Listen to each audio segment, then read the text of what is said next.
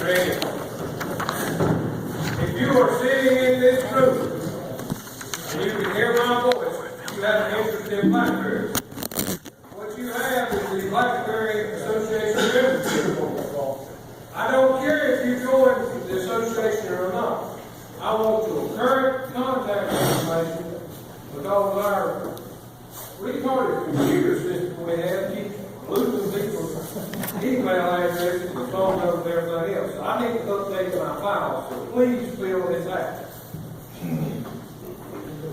All right, well, I'm going to talk to you today about some results that a graduate student, some work he did at Urban Weinberger's place. And unfortunately, Nick couldn't be here today. I hate he's unable to because he would probably do a lot better job going over this than I could because he did a really nice job in Savannah. But he's giving a presentation, actually maybe on this as well, at the Weak Science Society North Carolina meeting today in Raleigh. But he did a study, and the objective of that was to identify an optimum vegetation weed-free strip, in other words, the width of the herbicide strip in a blackberry planting, and the impact that it would have on quality and yield, as well as the vegetative cane growth. And because of the winter weather we've had, he was able to get a little added benefit with the winter hardiness. Like I said, he did this work up here in Cleveland County. Urban was kind enough to cooperate with us on this, and the trial was done at his farm. It was on Navajo. They were about 5-year-old. And the treatments were established in 2012. We went in and seeded fescue, and once that was seeded, it resulted in sort of a final, final ground cover was about 80% tall fescue, 15% Bermuda grass, and then whatever weed species were native to there, about 5%. The strip widths we looked at were 5 different widths. Currently we're recommending about a 4-foot wide strip. But what we looked at was essentially no herbicide strip at all. And basically the grass or the vegetation there was mowed or maintained by mowing. A 2-foot wide herbicide strip. A 3-foot wide herbicide strip. And the 4-foot wide strip, which was what we currently recommend. And then we widened it on out to a 6-foot wide herbicide strip. And without going into all the details on the materials and methods and the statistical design, we're just going to go into some of the more pertinent data. If you looked at the number of primicanes that came up in those different strip widths, here we have the primicane number. And here we have the strip width 0, 2, 3, 4, and 6 feet. You can see that now where we essentially had no herbicide strip width, we actually had a reduction in primicane numbers. And they took these points and fit a curve to it. And the data is very consistent with some other work that was done a number of years ago in England, I believe, on raspberries, showing that where you have weed competition, in this case the competition was coming from the ground cover, you actually get a reduction in the number of primicanes that would emerge as a result of it. What I guess was a little bit interesting was that when they looked at the diameter of those canes, and this is actually, they did it on the floor canes so after they went through the winter time, even though you had reduced primicane numbers as those primicanes became floor canes, where we had the fewest number of primicanes in the 0 strip width that became floor canes, the diameter of those were actually a little bit higher than where you had a greater number of primicanes on out 2, 3, 4, 6 feet. And that makes sense in the aspect in terms of the fact is the more primicane numbers you have, they essentially compete somewhat with one another. And that's why you maybe don't have as much diameter on those, even though you had more of those where you had the wider herbicide strip. Now, of course, none of us sell primicanes. The value of trunk diameter or girth of those floor canes is really insignificant. But when you look at yields, the interesting thing that Nick's study did show us was that as a herbicide strip width got wider, he had a nice curve here showing an increase in yields. And essentially, by where we had a 6 foot wide strip relative to no herbicide strip, yields actually doubled. You can see a pretty significant increase there from 3 foot to 6 foot, 4 foot to 6 foot as well. The interesting thing about this is when we've done some of this work in other fruit crops, we've done it in grapes, and essentially we have the same occurrence. The same thing occurs. The wider we get our herbicide strip, the more yield we get. But the reality is, we can, with our situation here in terms of potential for erosion, we need some sort of ground cover in that middle, and we can't go totally bare ground. But what this does tell us is that we definitely need a 4 foot wide herbicide strip at an absolute minimum. And if we are in a situation where we could go wider than that, it looks like there's going to be some benefit to that. That yield was largely due not necessarily to an increase in fruit size, but actually was an increase in fruit number. And that's what this is. This is fruit number over here. You can see as the herbicide strip increased, essentially at the widest herbicide strip, we had a doubling in the fruit number relative to where we had no herbicide strip at all. Some very interesting work here that he was able to do. When you looked at winter injury, it's no secret that last summer was very difficult for a lot of us because of the winter issue, the issue we had with the winter cold, and we had a lot of cane damage. And what he saw was he basically had an opportunity to collect some data as a result of those winter conditions. And if you look at the percent cold damage, where you had the greatest herbicide strip width, he had the least amount of percent damage. He had 58% damage, or almost 59%, where you had no herbicide strip. As you come down the 2 foot wide strip, 36%, and on down to 22, 23%, where you had the maximum herbicide strip width. Now, I know Irvin and I talked a lot about the situation that led to our cold damage, and he and I discussed this a lot about it maybe had a lot to do with the previous summer. We had a late crop, and maybe our canes weren't in the most desirable situation going into fall and winter and getting hardened off properly, and might have contributed, made our winter injury problem actually worse. And what this basically is telling us is where we had the least amount of stress is where we had the least amount of winter damage. And he also did bud numbers, the average number of dead buds per 25 buds, and he was able to fit a curve to that followed the same trend as I showed you earlier in terms of percent injury. We actually saw fewer bud, or less bud damage here where we had the white herbicide strip.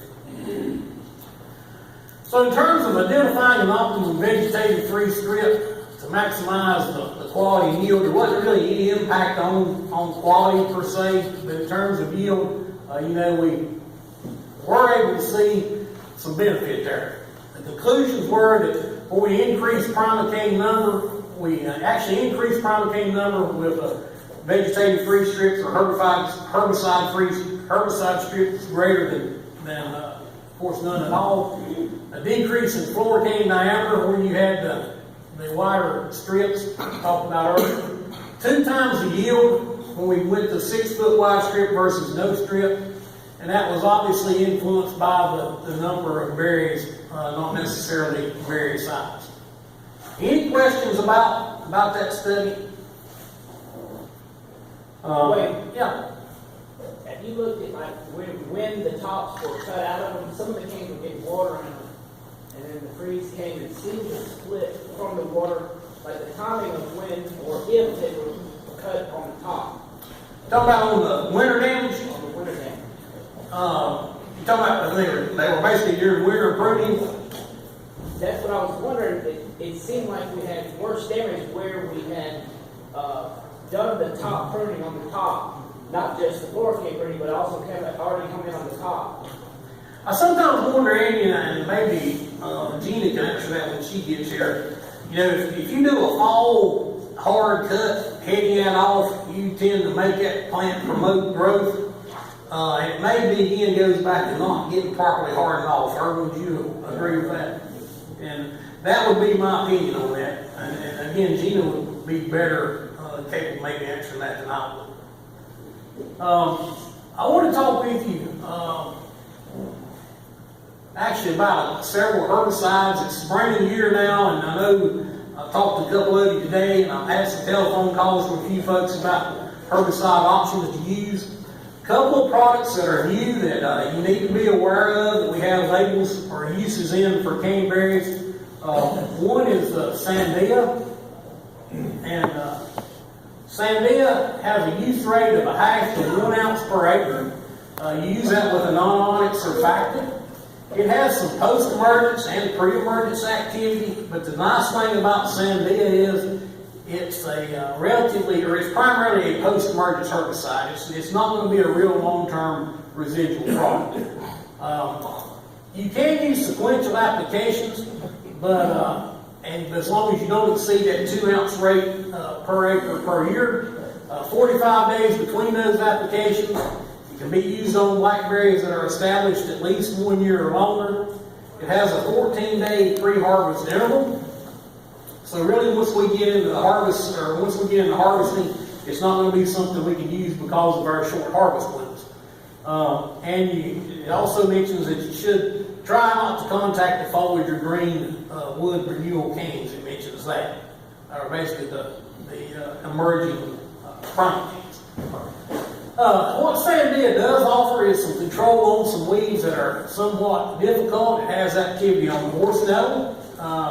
And I know we're seeing more of that. I know I'm getting more questions from folks about horse nettle. In perennial fruit crops, it tends to be a problem. Horse nettle is not a real competitive weed, but it's more of a nuisance from the standpoint of it has those briars on them, and it's prickly, and it's a problem really for your pickers in terms of standing and being harvesting. Although it is a weed, it is somewhat competitive. It's not nearly as competitive as other species. Maypop passion flower, I've seen some of that in some plantings as well. It has activity on it. The other thing that's really good on is yellow and purple nutsedge. Post-emergence product for that, very good on it. So if you've got yellow, and I doubt any of us would have purple, but if we have yellow nutsedge, it is excellent at controlling that. Tell the difference between those. The yellow has a real needle sharp point on the leaf tip, whereas the purple tends to be a little more blunter, a little more boat-shaped tip. But again, most of us would have yellow. Purple nutsedge is something we see more so in the coastal plain or in south of us, more in South Carolina and down in Georgia. It's less common in the Piedmont, and especially for those of you up in Hendersonville, I wouldn't think you would have any. The other one that has activity on is pokeweed, and of course you can see that from time to time in these plantings. We have a nice trellis system that birds enjoy setting on, and wherever birds set, we know they drop things.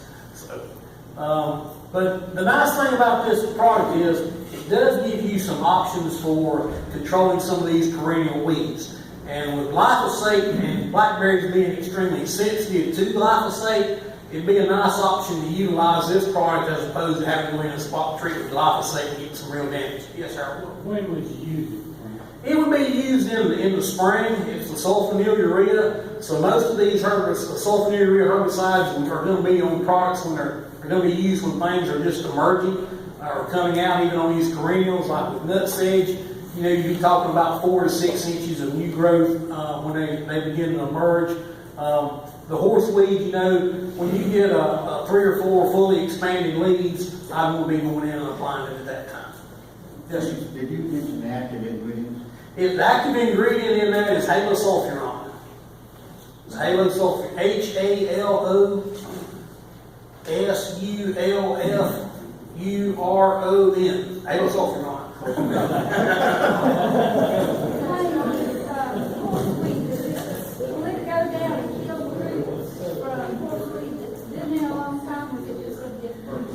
it should be systemic and go down and sulfur ureas are systemic. They're going to go into the plant. They take a long time to work. So, you know, for it to do this job, it's going to have to go into the plant, get in the vascular system, and move through the plant. And it'll probably take 3 or 4 weeks for it to have activity on some capacity. So it's not a contact burn down type material.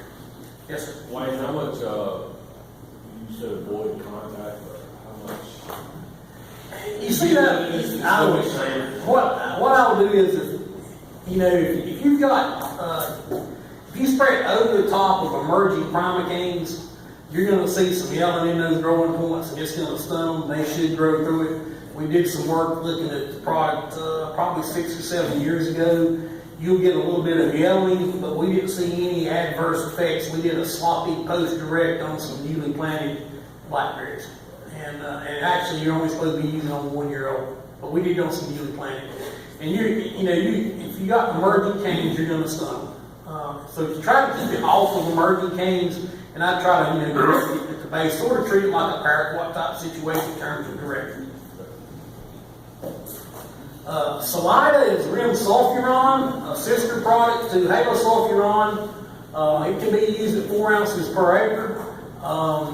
Has a non-onyx surfactant we need to use with it because it has post and pre-emergence activity.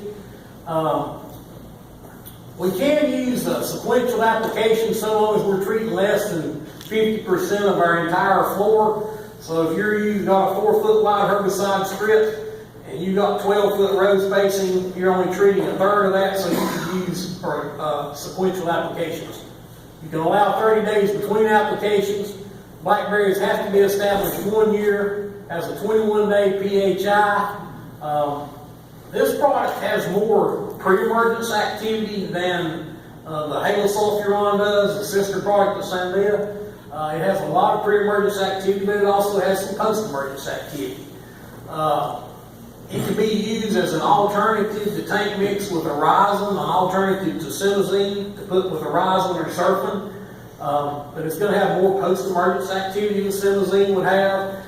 It has, it'll pick up some of these harder to control winter annuals. It has activity on horseweed that's 2-3 inches tall. It has post-emergence activity on the hen bit that can be difficult to burn down as well. So it's another nice product to have maybe at this time of year to go in and try to get cleaned up with if you got a lot of those winter annuals. Essentially, I went through all that. I talked about the tank mix partners there. You can use it with Sinbar. There's another tank mix partner, works real well. Just some options here, late February, go in with Salida and Horizon at 2 quarts. Then come back maybe right before primocane emergence with another round of Salida and Horizon or Surfing. Another option would be to use some Callisto or Sinbar now and come back with 4 ounces of Salida and 4 quarts of Surfing before primocane emergence. Or a third option will be doing with Callisto and your Salida now, and then before primocane emergence, come back with your second shot of Salida with a little bit of Sinbar. Another one that I really like, we've been looking at it in fruit trees for several years, is called Zeus Prime. That has sulfentrazone and carfentrazone in it together. It's a premix of those 2 herbicides. Carfentrazone is a post-emergence herbicide, doesn't have any soil activity, just has a post-emergence activity only. The sulfentrazone is the pre-emergence component of the mixture. It's going to give you your residual control. The use rate on that is 8 to 15 fluid ounces per acre. You can use it with a non-onyx surfactant because we have the carfentrazone or AIM portion in that product, in that premix. Like I said, it's a pre-emergence herbicide with some post-emergence activity. Same restriction, about the 50% area treated in a band or less. You can use 2 applications as long as you're treating less than 50% of your floor. 60 days between applications, however. Blackberries have to be established 2 years or more, not 1 but 2. And it has a very reasonable pre-harvest interval of 3 days. A 3-day PHI. The nice thing about this is it gives you real good pre-emergence control of pigweed, morning glory, lamb's quarter, smartweed, has some activity on crabgrass on the label, and it's also real good on yellow nut sedge as well. You said it's just pre-emergent. It has some post-emergence activity, but we're focusing on it as primarily as a pre-emergence product. It would, on the label it mentions crabgrass and some other annual grasses, and in our work what we've seen is we'll get some annual grass control for about 4 weeks or so, 6 weeks, and then we tend to lose it. So because of that, if you're using Zeus Prime, you need to tank mix it with a product like Surfland or Horizon, because that component, that product's going to give you better residual control of your annual grasses. But it's very good on morning glory, very good on pigweeds. Like I said, it's sort of a simazine type product would be maybe a way to look at it, with nut sedge activity and more activity on morning glories. Different chemistry than simazine though, but it's going to be a very nice option for us. This is some work we done in Hendersonville where we used 2 applications with some Surfland. They were put out in the spring, and then again actually in these apple orchards here was the second application went out in June, and the photograph was in August. So you can see it does a very nice job for us. That's the newer products, and with that I'm going to take any more questions you might have. If you have anything about weed control, we'll try to answer. What happened to Jewel? Jewel's still on there? Jewel's still got a label, Josh. Jewel has a label in North Carolina only. I don't know if any of you are from South Carolina, but North Carolina's got the Jewel label, South Carolina does not. It's a third-party indemnification situation, so you have to go to the website for Syngenta and print you off an indemnification agreement and agree that you're not going to sue anybody for any damage you get. You know, at the uses it's at, the Jewel would be an option for us as far as some nut sedge activity and some things of that nature. But you know, with the sulfentrazone product, I really don't see a real good benefit to having Jewel personally, you know, especially in a mature situation, you know, an established situation. So, any other questions? Yes, sir. Zeus had one glory on it. What's something else? Take care of one glory. Sinbar has some more glory activity. You have to be careful with Sinbar. I think if you got lighter soils, if you got some light clays, you have to be careful on those rates, and you have to be careful with using it back-to-back years because it can tend to build up. And you can see some yellowing in those plants. You'll first notice it on the ends of the roads where you go to slowing down and cut sprayers on and off. That's the only drawback I have with Sinbar on caneberries. But Sinbar, it'll have some activity. The matrix will have some activity. It's not going to be maybe quite as good as the sulfentrazone, but the matrix will have some activity. Any other questions? Well, I appreciate your time. If you got any questions, you think of anything, I'll be glad to talk to you. Thank you.